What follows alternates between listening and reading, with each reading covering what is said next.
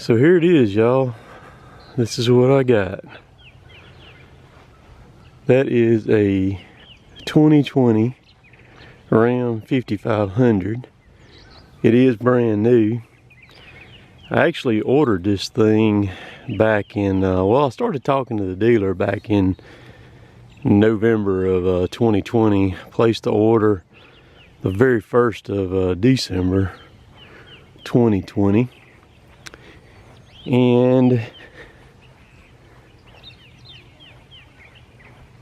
the bed was supposed to be about a 5 or 6 week lead time on it. The truck was no problem getting it. The bed, however, was a different story. The bed is what took so long. We're just going to kind of walk around it and then I'll talk more about it. But I just got it yesterday. It finally came in yesterday.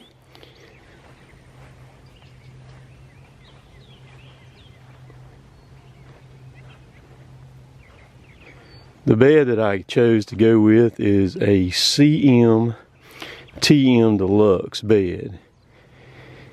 And I am very happy with the bed because I wanted to be able to hook my gooseneck to it and pull it and still have work boxes on it.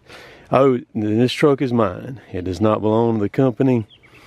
This is going to be, I still got that truck over there is not mine. That truck belongs to the company over there, but that's the truck I'm still going to be driving all the time. This is just going to be my personal work truck. Doing tree work, excavator work, stuff like that. Anyhow, at the end toward the end of December, I got a call from the dealer. Got this truck from Aikens Ford Ram Chrysler over there in Winder, Georgia. They called and they said, "Hey Tim, there was some rebates on this truck that was not going to carry over to 2021. So they said, what do you want to do? You can go ahead and buy it or you can lose the rebate. So I said, well, I'll go ahead and send y'all the money. So I wired them the money to cover the cost of the truck. And then I was sitting there waiting on it. Now the bad part about that is when I go to get my tag, in Mississippi here, my tag is going to start on this truck in December 2020. So I have inevitably lost several months on my tag, which is okay. It's just thing, but it is a 4-wheel drive. I got, I believe the gears in it I got in it are 4888s in it. I did special order this bed with some stuff. It actually has latches on the inside of these doors. I got them undone right now where I could open it real easy. I wanted these tool trays, these roll out tool trays here for tools to go in. There's all the dividers and the keys to those drawers there. I got it with auxiliary lights. It's got a light right there, and then it's got lights on the back there too that are auxiliary. So that was an extra deal right there. I do like the way that the doors do when you cam them over, they suck in tight. Each box mimics the other box on the other side over there. This is one that's, the lids are pretty heavy on these things too. This one here.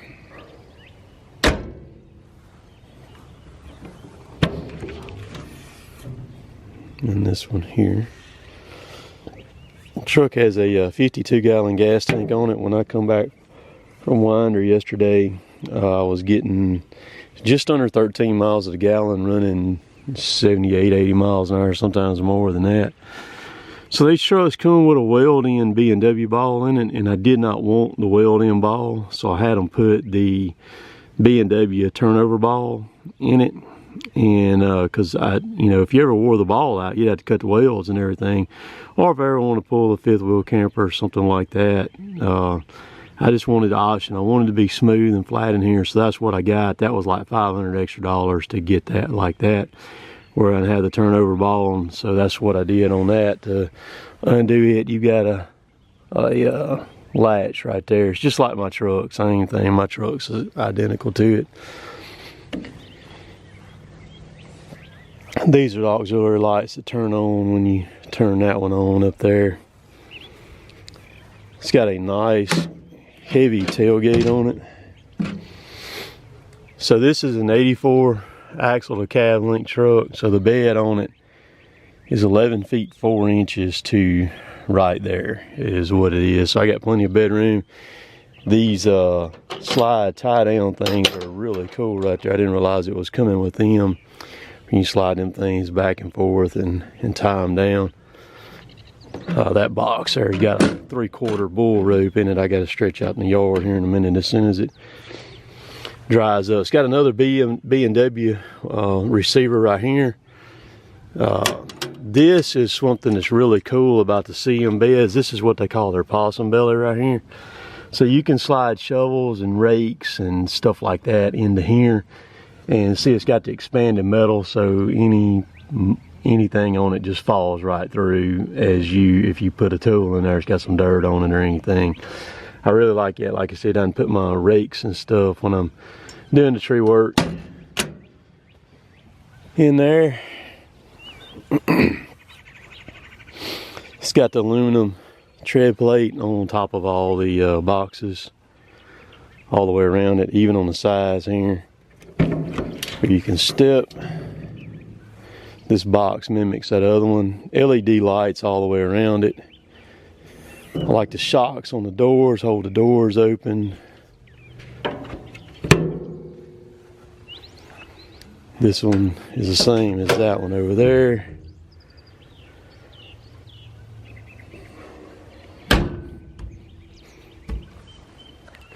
Alright, so this box here is a solid box all the way.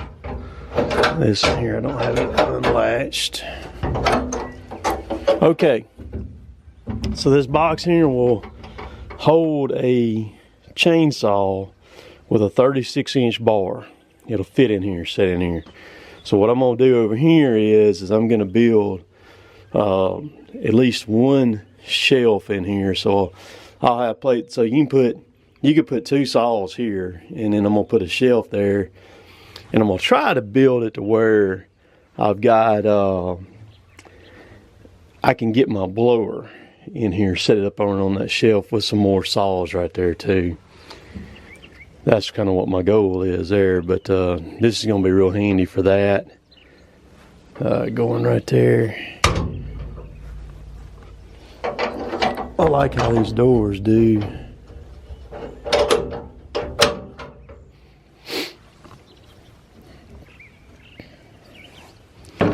All lockable.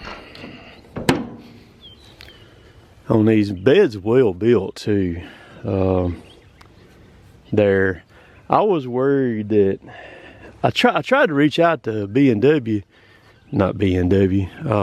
CM back way before I ever ordered this thing back last year, probably about the middle of the year, because I wasn't sure if a gooseneck would still hook to this truck, or you had to have a special gooseneck or anything like that to hook to it. And I had some questions for them. I sent them a message. I never got anything back. So I talked to some people, and of course I wasn't trying to get anything from them anyhow. I just wanted a daggone bed, you know. But I talked to some people, and they said, yeah, it's the only difference is from here forward. That's your only length difference. And so and they're correct, because when you pull a tape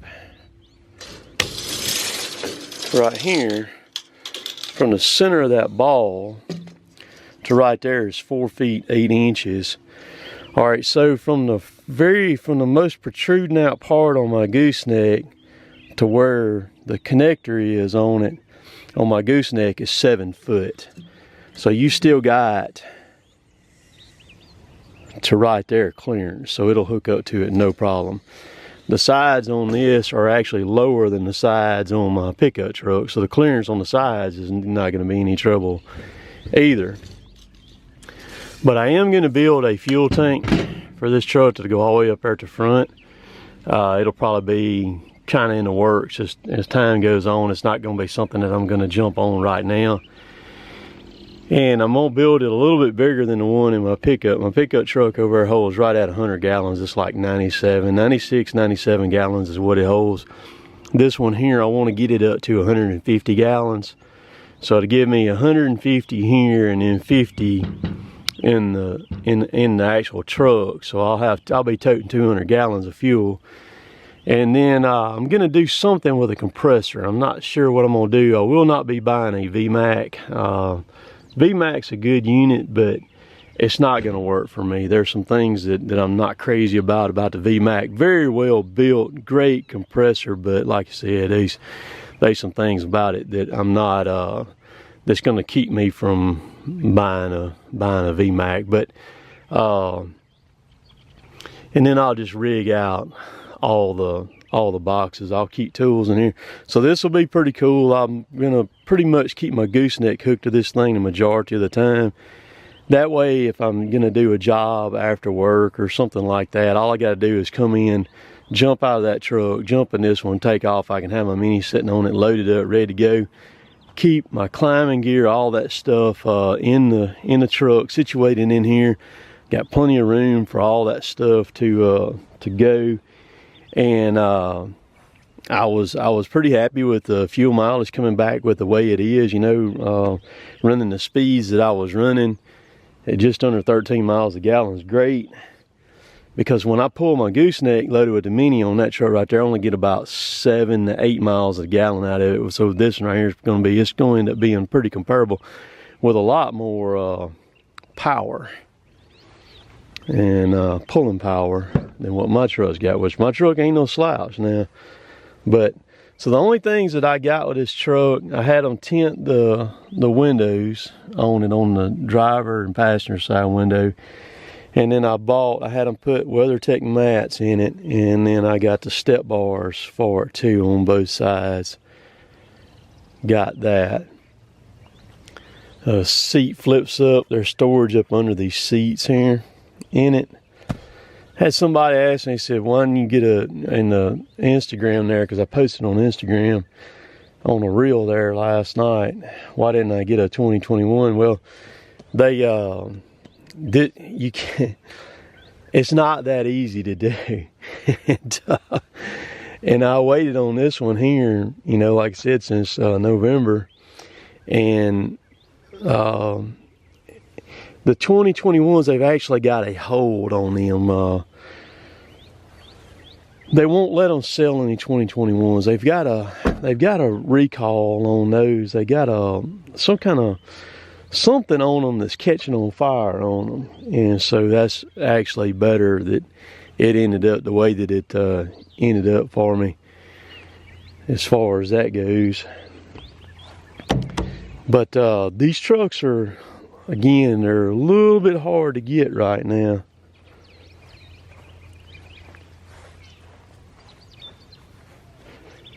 So I'm happy with it. These things come with 19.5-inch wheels on them. Same thing as what we're running with Derek drives service truck and what Kevin drives.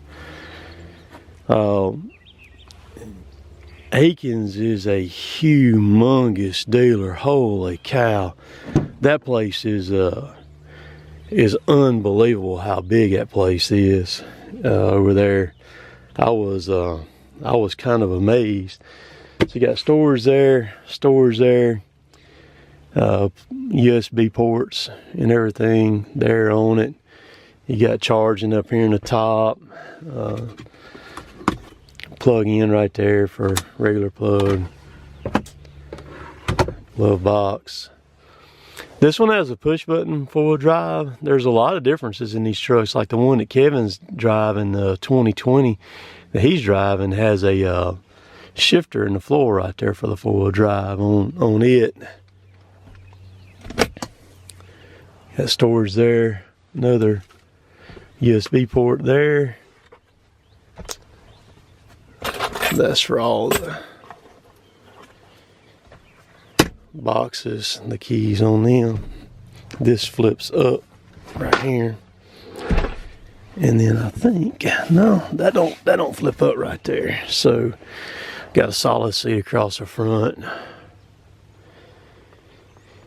And also, what was kind of funny was yesterday, I got the truck, and within 20 miles of driving it there, I met up with Johnny Lopez and his guys, and we did 2 tree jobs yesterday. So I had all my climbing gear with me, and I already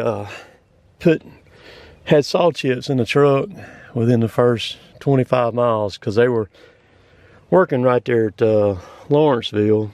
And so I hooked up with them, hung out with them the rest of the day. I got back home about 7 last night, I guess. I was beat down, dog tired.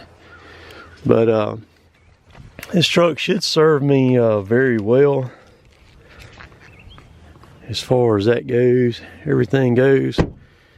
So my next step in this process now, what I'm gonna do is I'm wanting a 16-foot dump trailer.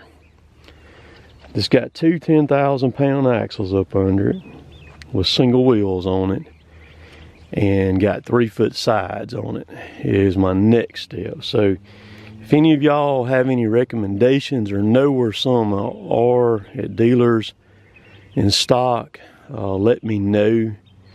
And then I'm gonna, once I get that, then I'm going to probably within this next 12 months or so, I'm gonna end up with a chipper too. And so that dump trailer is gonna be my chip trailer. I'm actually gonna build a roof with sides that I can lift on and off the dump trailer. So if I get 3-foot sides on it, and then I get 4-foot metal, then I can have a 7-foot tall enclosure with a roof on it that I can blow chips into. And the chipper that I'm looking at getting is a 1800 Vermeer, is which chipper that I'm looking at getting. So I'm not playing on this stuff here, y'all, and what have you. So that's kind of what I'm doing. I've done about in the month of March, I did like 17 or 18 tree jobs during that time frame, and got a bunch to do. Got quite a few jobs lined up right now, all big jobs. So the kind of add to that, I've been going to Georgia a lot and working with Johnny and also Jeremy. They've been working with me on training me and everything, because I started actually climbing trees back in the 90s, but I didn't know all the ins and outs on some of the newer gear that we've got, especially some of the different things. Everything that I've done, let me say this, everything that I've done, I was self-taught. I self-taught myself on all that stuff. Was never formally taught. Well, what I'm getting now is I'm getting formal teaching from Johnny and Jeremy. All right, so what happened is like last year in 2020, I had to walk away from about 20 tree jobs that were big money tree jobs. And because I just couldn't handle them. I didn't have the knowledge, and I didn't have the know-how to be able to take care of them. And so what I'm doing is, Shane over there that owns Tree Amigos in Cartersville, he asked me a couple of weeks ago or so, I was up in a tree over there with Jeremy, and Shane come up, and Shane said, Tim, he said, what is your goal with this right here? And so I told him, I said, well, I said, my goal is to be able to price every job that I go to. I may not get every job, but I don't want to tell the people that I cannot do it, that I'm not the man to do it. I want to be able to price every job, no matter how technical or how difficult it is, or what the equipment that I've got to have to be able to do it. And that's what I'm working my guts out on right now, is doing that. So every job this year so far, that I have looked at, I have been able to put a price on.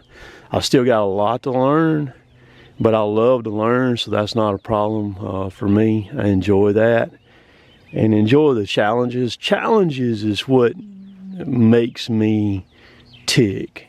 So I hope you enjoyed all that, and just to walk around the truck there, I'm pretty tickled with it. I think it's going to serve me very, very well. So if you're in need of any tree work or anything like that, water lines, culverts, pretty much anything that I can do with a mini excavator, my email is right down below. You can contact me that way. It's going to kind of be the best way to do it, and then we can kind of communicate back and forth and go from there. So happy Easter to everybody out there today, and hope you have a great day. So we'll catch y'all later.